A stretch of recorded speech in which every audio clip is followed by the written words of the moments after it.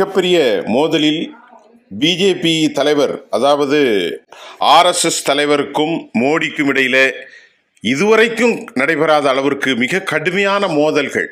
வெளிப்படையாகவே மோடியை இத்தனை தரம் தாழ்ந்து விமர்சனம் செய்யக்கூடிய அளவிற்கு ஆர்எஸ்எஸ் கடுமையாக நடந்து கொள்கிறது. அதற்கான காரணத்தை நாம் இப்போது பார்க்கத்தான் வேண்டும். அது ஒரு முக்கியமாக பொதுக்கூட்டத்திலே மக்களுக்கு முன்னால் உரையாற்றிய திரு மோகன் பகாவத்தினுடைய கருத்துக்களை நீங்கள் தெளிவாக உள்வாங்கி நடுநிலைமையாக பார்த்தா அவர் பேசினது எந்த அளவிற்கு மோடியை மோசமான அளவில் அவருடைய சிந்தனையில் மோடி இருக்கிறார், ஆர்எஸ்எஸ்க்கு எதிரான மனநிலையில் மோடி இருப்பதை போன்று ஆர்எஸ்எஸ் எத்தனை அளவிற்கு மோடியை வீழ்த்துவதற்கு திட்டம் தீட்டுகிறார்கள் என்பதை நாம் அந்த செய்தியில் பார்க்கலாம். திரு மோகன் பகாவத் பொதுக்களத்தில் பேசும்போது என்ன சொல்றாருன்னா, நாட்டில் சிலர் கடவுளாக விரும்புகின்றார்கள், பின்னர் கடவுளாக நினைத்து கொண்டு விஸ்வரூபம் எடுத்து விடுகின்றார்கள் அப்படின்ட்டு பிரதமர் மோடியை விமர்சித்தவர், இந்த மாதிரி விஸ்வரூபம் எடுத்து விரும்பக்கூடியவர்கள் என விமர்சிப்பது மட்டுமல்ல, ஆர்எஸ்எஸ்னுடைய இந்த செய்தி ஏன் அவர் சொன்னார் என்று கேட்கப்படுகிறது. இயக்கத்தினுடைய தலைவர் ஜார்க்கண்ட் மாநிலத்தில் நடைபெற்ற ஆர்எஸ்எஸ் நிகழ்ச்சியில் தான் இந்த கருத்தை ஆர்எஸ்எஸ்னுடைய அகில உலக தலைவர் மோகன் பகாவத் கூறியிருக்கிறார். அவருடைய பேச்சை நீங்கள் தெளிவாக இப்போ கவனித்தால் அவருக்கான மனநிலை உங்களுக்கு புரியும். திரு பகாவத் இப்படித்தான் பேசுகிறார். இதோ பகாவத் பேசுகிறார். நமது நாட்டின் எதிர்காலம், இந்தியாவின் எதிர்காலம் பிரகாசமாகவே இருக்கிறது. இதில் எனக்கு எந்த சந்தேகமும் வேண்டாம், உங்களுக்கும் சந்தேகம் வேண்டாம். நாம் நல்லதே நினைப்போம், நல்லதே நடக்கும். நாம் அனைவரும் நாட்டின் எதிர்காலத்துக்காக பணியாற்றுவோம். இந்திய மக்களுக்கு எனது தனித்துவமான குணம் உண்டு, அதாவது ஒவ்வொரு இந்தியனுக்கும் என்று ஒரு தனித்துவமான குணம் உண்டு, அது நாட்டுக்காக உழைப்பது தான் அது என்று குறிப்பிட்ட ஆர்எஸ்எஸ்னுடைய அகில உலக தலைவர் திரு மோகன் பகாவத், நமது நாட்டில் பல்வேறு வழிபாட்டு முறைகள் உள்ளன. 33 கோடி ஆண் பெண் தெய்வங்கள் இந்த நாட்டில் இருக்கின்றன.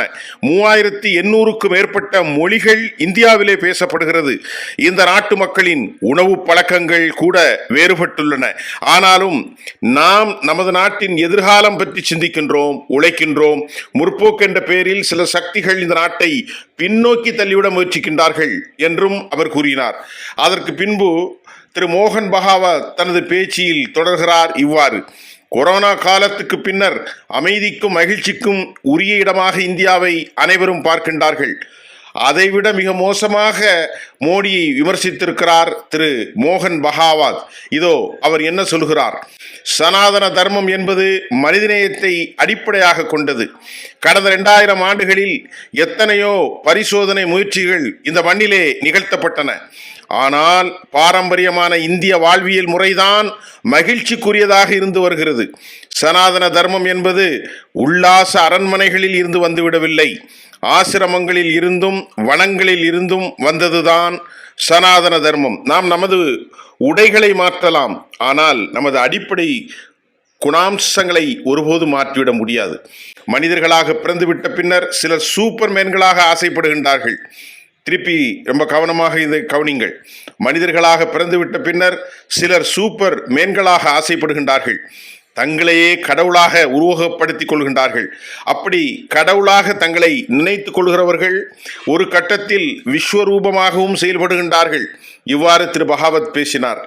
லோக்சபா தேர்தல் பிரச்சாரத்தின் போது பேசிய பிரதமர் மோடி, தாம் மனித பிறவி அல்ல, உயிரியல் ரீதியாக பிறக்கவில்லை, என்னை இந்த உலகத்திற்கு அனுப்பியதே பரமாத்மா தான். நான் என் அம்மா இருக்கும்போது இதை உணரவில்லை. என் தாயின் மரணத்திற்கு பின்பு நான் சிந்தித்தேன், ஆற்றல் பெற்றேன். நான் பெற்றிருக்கும் இந்த ஆற்றல் சாதாரணமானதல்ல.